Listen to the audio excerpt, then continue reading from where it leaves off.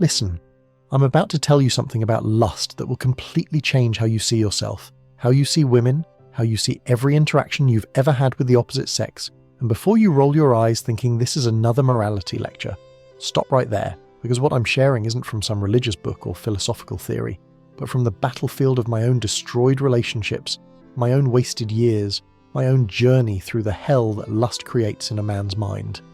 There's a mechanism in every man's brain, a program that's been running since you were 13 years old. And until you understand this program, until you see how it controls literally every decision you make about women, you're not actually choosing anything. You're just a puppet dancing to biological strings you don't even know exist. You want to know the truth about what lust does to men. It turns us into zombies, walking dead men who think we're alive because we can feel arousal, but we're actually dead to real connection, real love, real partnership. We're chasing ghosts, shadows, projections of our own desperate need, and we call it attraction. We call it love. We call it chemistry. But it's none of those things. It's just addiction dressed up in romantic clothing, and like any addiction, it promises everything and delivers nothing except the need for more. I discovered this truth the hard way, through years of what I thought was success with women, but was actually just sophisticated failure. I could attract them, seduce them, get them into bed, make them fall for me. But you know what I couldn't do? I couldn't actually feel anything real for any of them.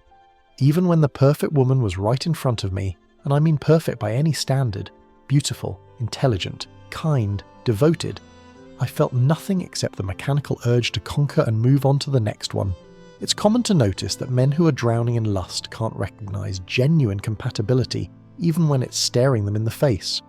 There was this period in my life, I'm talking about years here, where woman after woman passed through my life, each one potentially the right one, but my lust-soaked brain could only see them as objects for temporary satisfaction. One woman, let me tell you about her, she was everything any sane man would want. Successful career, loved children, came from a good family, looked at me like I hung the moon. We dated for 8 months, and the entire time I felt like I was acting in a play, going through motions, saying the right words, but feeling absolutely nothing except physical desire that decreased with each encounter. You see, yes, this is what lust does to your perception. It creates this filter over reality, where you can only see women through the lens of sexual potential. Will she sleep with me? How quickly? How good will it be? What will she do that others won't? These become the only questions that matter, and everything else about her, her dreams, her fears, her character, her soul, becomes invisible background noise. You're not actually seeing women anymore, you're seeing walking opportunities for dopamine release, and that is why you keep choosing the wrong ones. The moment I started practicing abstinence, and I mean real abstinence, not just physical but mental, not just avoiding sex but avoiding the constant sexual fantasizing, the constant scrolling through images, the constant feeding of that lustful beast in my brain, something shocking happened. For the first time in maybe 15 years, I could actually see women as complete human beings. It was like someone had cleaned glasses I didn't know were dirty. Suddenly everything was clear, and what I saw terrified me. I realized that women exist on a spectrum, but they cluster at two extremes. There are women who are seeking genuine connection, who value loyalty, who want to build something real, and there are women who are as addicted to attention and validation as men are to lust. There's no middle ground, that is the shocking truth. Women are either moving toward depth or toward surface, toward meaning or toward emptiness. And when you're consumed by lust, you can only attract and be attracted to the surface dwellers because that's the frequency you're broadcasting on. Time and again, I see men wondering why they keep ending up with the same type of woman. The drama queens, the attention seekers, the ones who use sex as a weapon, the ones who are never satisfied, always looking for more, better, different. Brothers, you're attracting exactly what you're putting out. Your lust is a beacon that calls to women who are equally broken, equally addicted, equally unable to form real connections. You're two drowning people clinging to each other thinking you're saving each other, but you're actually just drowning together more efficiently. Let me tell you about something that happened just recently that perfectly illustrates this. I was counselling this young man, 28 years old, successful in business but a complete disaster in relationships. He shows me pictures of his last 5 girlfriends, and they're all the same woman in different bodies, all Instagram models or wannabes, all with the same dead eyes behind the filters, all with the same transactional approach to relationships. He says to me, "Why do I keep attracting gold diggers and narcissists?" I said, "Brother, you're not attracting them, you're selecting them. Your lust is making you blind to the kindergarten teacher who smiled at you genuinely, to the librarian who tried to start a conversation, to the volunteer at the animal shelter who would love you for you. You only see the ones who trigger your lust, and those are always going to be the ones who've weaponized their sexuality because that's their core strategy for moving through the world. Let me break down what happens when you don't practice abstinence, when you let lust run your life, because the consequences are so predictable, it's like watching a car crash in slow motion. First scenario, you're going to cheat. Not maybe, not probably, definitely. Maybe not this year, maybe not next year, but eventually the lust that led you to her will lead you away from her. Because lust doesn't care about wedding rings or children or promises, it only cares about novelty, about the next hit, about the thing it hasn't conquered yet. I've seen it countless times with friends who swore they were different. They'd found the one. They'd never be tempted again. 5 years later, they're texting someone from the gym while their wife is putting their kids to bed. 10 years later, they're in hotel rooms in the middle of the day, destroying everything they built for 30 minutes of biological release. They always look shocked when it happens, like they don't understand how they got there. But I know exactly how. They never addressed the lust. They just temporarily satisfied it with marriage, and satisfaction is temporary by definition. Second scenario, you stay together but you're bored out of your mind. The sex that was mind-blowing for 6 months becomes routine, then obligatory, then rare, then non-existent. You're living with a roommate you happen to have history with. You scroll through Instagram looking at other women while she's in the shower. You fantasize about every woman except the one in your bed. You stay for the kids, for the finances, for the fear of starting over, but you're dead inside, just going through motions, waiting for either death or divorce to release you from the prison you built. Third scenario, and this one is particularly cruel. You lose all attraction, but you can't leave because you've become dependent on each other in every way except the one that matters. You've built a life together, shared finances, shared friends, shared everything except genuine desire. You fight constantly because the sexual frustration has to go somewhere, so it becomes anger, resentment, passive-aggressive warfare over nothing because you can't admit the real issue. You were never really attracted to her soul, just her body, and bodies change, bodies age, bodies become familiar, and lust doesn't care about familiar. Fourth scenario, the one I fell into repeatedly. She becomes your muse but never your partner. She inspires you, excites you, makes you feel alive, but you can't actually build anything stable with her because the foundation is all intensity and no stability. These relationships burn hot and bright and brief, leaving you exhausted, depleted, often financially and emotionally ruined, but already looking for the next muse because you're addicted to that intensity, that drama, that constant state of arousal and anticipation. Many people experience this pattern without understanding what's driving it. Lust isn't just sexual desire, it's the orientation of your entire being toward taking rather than giving. When you're in lust, you're always calculating what you can get. Pleasure, validation, status, experience. Love, real love, is the opposite orientation. What can I give? How can I serve? How can I contribute to this person's life? But lust kills the ability to love because it trains your brain to see every interaction as a transaction where you're trying to get more than you give. I remember the moment this clicked for me completely. I was with this woman, absolutely gorgeous, the kind that makes other men hate you just for being with her. We're in bed and she's telling me about her childhood, something traumatic that happened to her, really opening up, being vulnerable, and you know what I was thinking about? I was thinking about the next position I wanted to try. She's bearing her soul and I'm planning my next dopamine hit. That's when I realized I wasn't a man anymore. I was just a sophisticated animal, all instinct and no soul. You want to know something even darker that nobody talks about? Lust doesn't just affect how you see women, it affects how you see yourself. When you're driven by lust, your entire self-worth becomes tied to your ability to attract and conquer women. You're not valuable because of your character, your contributions, your growth as a human being. You're only as valuable as your last conquest or your next opportunity. This creates a horrifying treadmill where no amount of success is ever enough, because there's always another woman you haven't had, another experience you haven't tried, another validation you haven't received, The research backs this up, and I'm not talking about religious propaganda but actual neuroscience. There's this researcher, Anochin, who discovered that excessive lust, especially when combined with pornography or constant novel sexual stimuli, literally rewires your brain. It doesn't just affect your thoughts, it affects your genes, creates hereditable changes that you can pass on to your children. You're not just destroying your own ability to love, you're potentially damaging your genetic line. But here's what nobody tells you about abstinence. It's not just about not having sex or not masturbating or not looking at porn. Real abstinence is mental. It's catching yourself when your eyes start wandering, when your thoughts start fantasizing, when you start constructing sexual scenarios with every attractive woman you see. It's recognizing that every time you indulge these thoughts, even without acting on them, you're feeding the beast that will eventually devour you to have a real relationship. The transformation that happens when you practice true abstinence is almost supernatural. First, your sensitivity returns. You start noticing things about women besides their bodies, the way they laugh, their kindness to strangers, their relationship with their families, their actual character. It's like recovering from nose blindness. Suddenly you can smell flowers again. Subtle fragrances you forgot existed because you'd been living in a sewer so long you thought that was normal air. It happens more often than people realize that men who begin practicing abstinence go through what feels like withdrawal. Because it is withdrawal, you're literally addicted to your own brain chemicals. The first few weeks are hell. Irritability, insomnia, depression, anxiety, feeling like you're going to explode. Your brain is screaming for its drug and you're not providing it.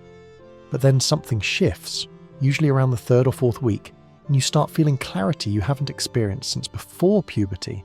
I've watched this transformation in dozens of men who've taken this path seriously.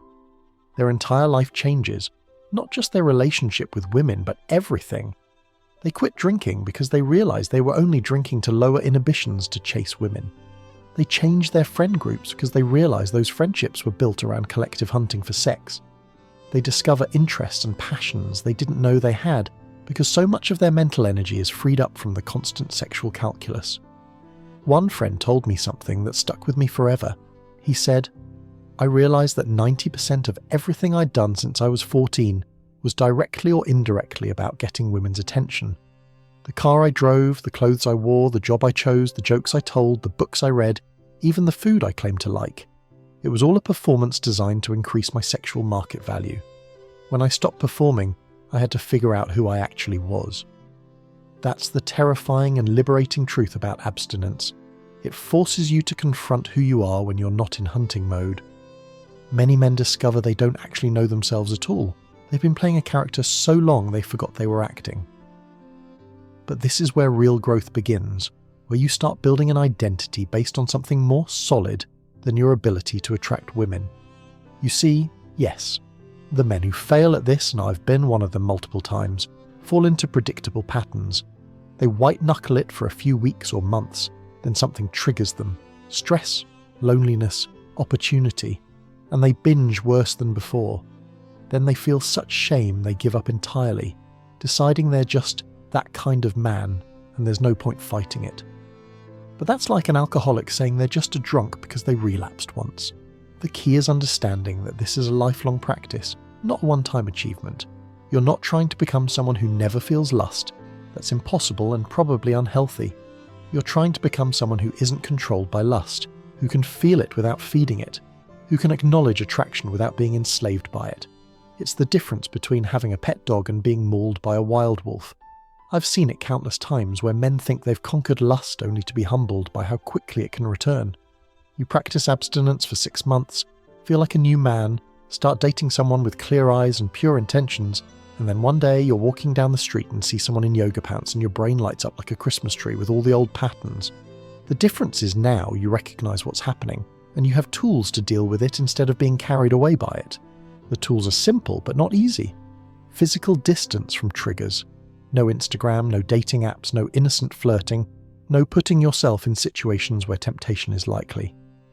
Mental discipline, catching thoughts before they become fantasies, redirecting attention when it starts to wander, refusing to indulge in sexual imagery even in your own mind, and most importantly, having something bigger than lust to live for, a mission, a purpose, a reason to preserve your energy for something more important than temporary pleasure.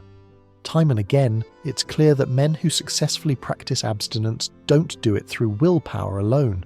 They do it by replacing lust with something more compelling. For some, it's spiritual growth. For others, it's professional ambition. For others, it's the desire to be a good father or husband. The point is, you can't just remove lust and leave a vacuum. You have to fill that space with something that matters more than getting laid. Many people experience a complete reversal of their woman problems once they commit to abstinence. The man who couldn't find a good woman suddenly realizes they were everywhere. He just couldn't see them through his lust goggles. The man who kept attracting crazy women realizes he was the common denominator. His energy was attracting exactly what it was putting out. The man who thought all women were shallow discovers depth when he starts approaching them with depth. But here's the most important thing about abstinence that nobody talks about. It's not about becoming pure or holy or morally superior. It's about becoming functional. Lust dysfunction is like any other dysfunction. It prevents you from operating at your full capacity. You wouldn't accept being addicted to alcohol or drugs because you know it would limit your potential. Why accept being addicted to lust when it's equally limiting? I remember talking to an older man, successful in business, married 40 years, and I asked him his secret. He said something that seemed strange at the time but makes perfect sense now. He said, "I decided early on that my sexual energy was like money. I could either spend it or invest it. Spending it felt good in the moment but left me broke. Investing it in one woman, in my family, in my work, that paid dividends for decades. That's really what abstinence is about. Energy management. Every time you indulge lust, whether physically or mentally, you're spending energy that could be invested elsewhere. And unlike money, which you can earn more of, you only have so much life force, so much creative energy, so much emotional capacity. Spend it on chasing endless variety and you'll have nothing left for building something lasting. The men who understand this, really understand it not just intellectually but in their bones, become unstoppable. They're not distracted by every pretty face. They're not derailed by sexual opportunity. They're not controlled by anyone who figures out their triggers. They're free in a way that most modern men can't even imagine because most modern men have been slaves to lust since before they could shave. It happens more often than people realize that successful abstinence completely changes how women respond to you. When you're not projecting sexual hunger, women relax around you. They show you who they really are instead of who they think you want them to be. They respect you because they intuitively understand that you're not controlled by what controls most men. And paradoxically, many find this more attractive than overt sexual interest because it signals strength, self-control, and standards. But let me be clear about something. This isn't about manipulating women by pretending not to want them. That's just another form of lust, more sophisticated but equally destructive. This is about genuinely transforming your orientation from taking to giving, from hunger to abundance, from need to choice.